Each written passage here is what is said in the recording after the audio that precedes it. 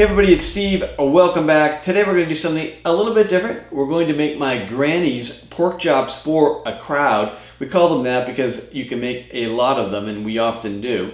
This is a recipe that was brought from the old country. She was from Romania, Germany, somewhere over there. Things and borders were changing at the time. Brought it out here a long time ago and then passed it down to my mom. Now unfortunately my grandmother's no longer with us, but my mom will be standing by at all times to help us make these pork chops. Now these will be the breaded pork chops, a little bit crispy on the outside, but tender and moist on the inside. And with her help, it will be something that even I can do.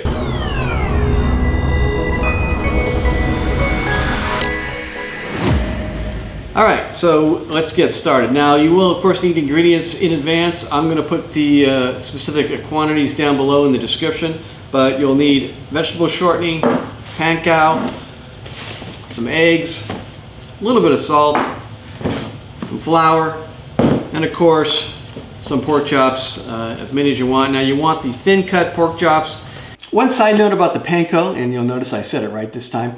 The one we're using here is unseasoned. They do sell some that have a seasoning in them, like an Italian seasoning. It will obviously give your chops a lot more flavor. You can use those. There's no difference. It's just up to you and your taste. All right, so we're gonna beat the living daylights out of these pork chops. So before we get started, we're gonna lay down some towels just to brace the impact a little bit. And we'll cover the towels with some butcher paper or parchment, whichever you have. If you have a granite countertop or something else that you want to preserve from damage, then I suggest throwing down a butcher block before we get started. I'd still lay down the towels and then the parchment over top of it just because it helps deaden the impacts and the noise, but that's up to you. But don't pound directly onto the countertop. All right, so we're going to cover our parchment paper in flour. Spread that all around. All right, now we will start flouring our pork chops. So you're just going to grab a pork chop, dip it in the flour, get it covered on both sides, and set it aside. Now these are mostly boneless pork chops. We do have one package with bones. We're just going to try to see which ones turn out better, if there's a difference at all. These are the ones with the bones. The downside to the bone pork chops is that when you go to pound them, it's difficult to pound around the bones. All right, and this is our last pork chop, so we will put that all aside, and we're gonna lay them all out here so we can start pounding.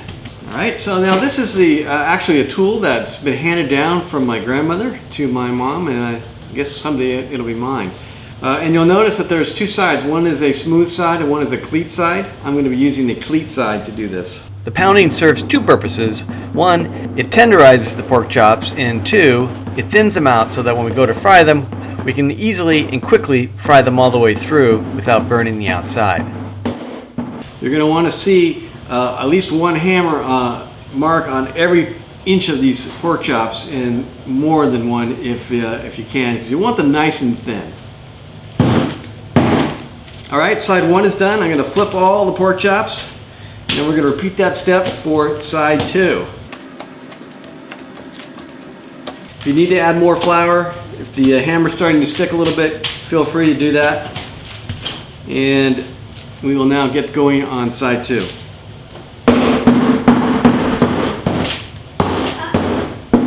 All right, so the pounding is done. And again, the more pounding the better, because that's what's tenderizing them. And we're going to throw some more flour on our paper. Use an abundance of flour, that's not an issue. And then we're going to dip all the pork chops in the flour again. The difference this time is that we want to shake off any excess. All right, so I floured up my final pork chops here. Now we have this big mess of flour and a pile of pork chops here. We're going to be doing our eggs next. So I want to try to clean this up a little bit without removing it completely. So I'm just going to fold this over, and then that gives me a little bit more of a clean workspace. Using this dish is just a pie dish.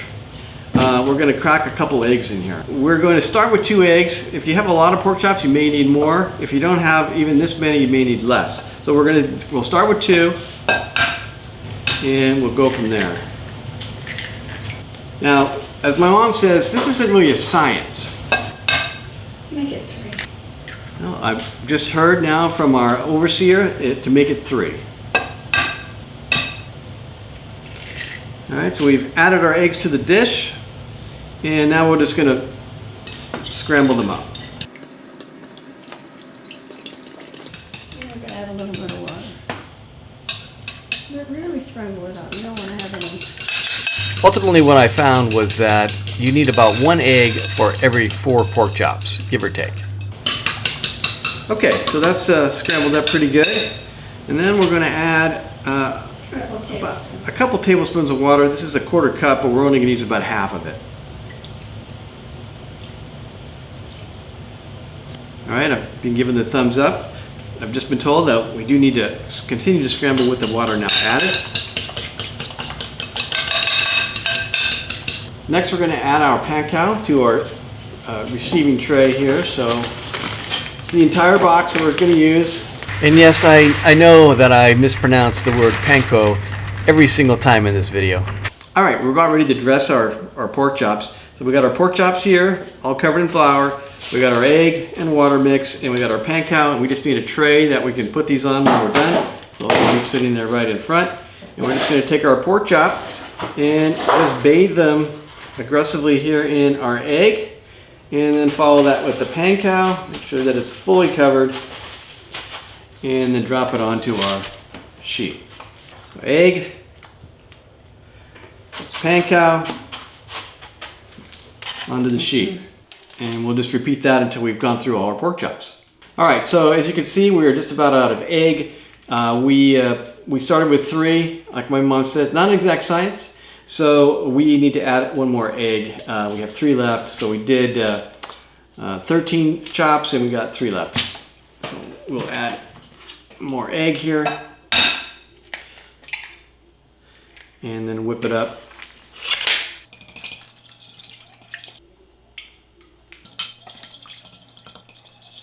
And it does use a lot of the egg because you want to make sure you have good coverage on each of these chops. I thought we might run out of panko too. I think it's going to be close, but I hope we can make it.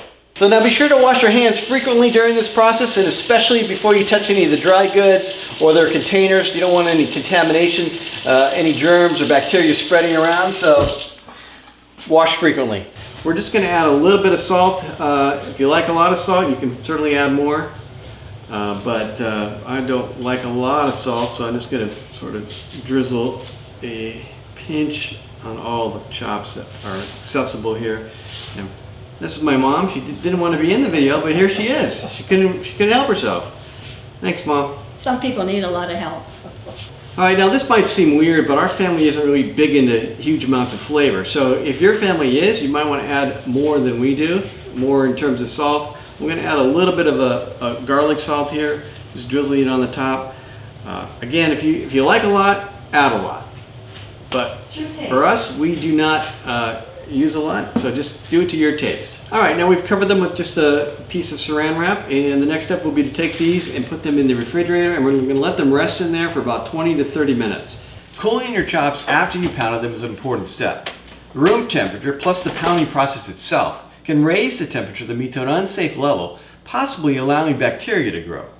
Cooling them for 20 to 30 minutes afterwards will help minimize this risk, and will provide the side benefit of ensuring that your pork chops stay tender and that they'll cook evenly. All right, we're now about ready to start frying, so we're going to add our Crisco to a rather large pan on medium heat. We're going to take some big scoops of this and just drop it in there. So we're adding enough so that when it melts, it covers the whole entire bottom of the pan. All right, so let's get our pork chops.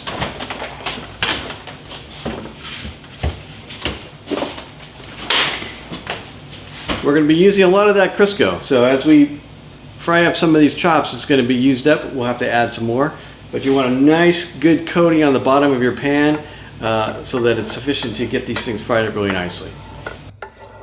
All right, so once the oil is sufficiently hot, you're ready to start adding your chops. Now, again, there's not a science to this, so we're going to drop a chop in there, and we should hear it sizzle, which we are hearing some sizzle. Now, this is a really nice pan, so we're going to try to avoid scratching it up with our fork. I have these plastic tongs here that'll be a little bit easier to use in that regard. All right, well, let's add another one here. And we're just going to let these cook in there until they're nice and brown. You'll just have to take a peek at the other side. See how they're looking. Obviously that one I just dropped in there, it's not going to be ready yet. But we want to wait until they're nice and brown and crispy. Alright, so that's probably getting pretty close. So there we go. So those are looking pretty good. I might do them a little bit more for me, but that's probably pretty good for most folks. Properly pounded and thin pork chops should cook up at about 2.5 to 3 minutes per side. Make sure that the oil is sufficiently hot so that the pork chops cook through. Alright, this first set is done. Now we're going to move them to another tray. Now, they are in fact ready to eat at this point, but we are actually going to do one more additional secret step that has been passed down for generations. We're going to be putting them in the oven, and we'll do that in a second. So let's move these to the pan. And then we'll be ready to do our next 3 chops. So here we are at about 2 minutes. I think it needs a little bit more than that. All right, and now we are just at 3 minutes, and that's probably pretty good right there. I'm going to go ahead and flip that one. Again, be careful. It might spit at you. You can hear it going crazy here. This one's not quite as well done. So what I'm noticing is about 2 minutes in, they're pretty darn close. So between 2 and 2.5 minutes at this point, when the oil is really hot, is probably all you're going to need per side. If we take a look at that, that's 2.5 minutes right there. So I'm going to take that one out. Again, cook times will vary depending on how thick your pork chops are, how much you pounded them, and how hot your oil is. Okay, so here's our first batch. And we're going to add our secret recipe, wine. So we're just going to drizzle it on the bottom of the tray. Yeah, just on the bottom, not on. Not on the meat itself, just into the pan.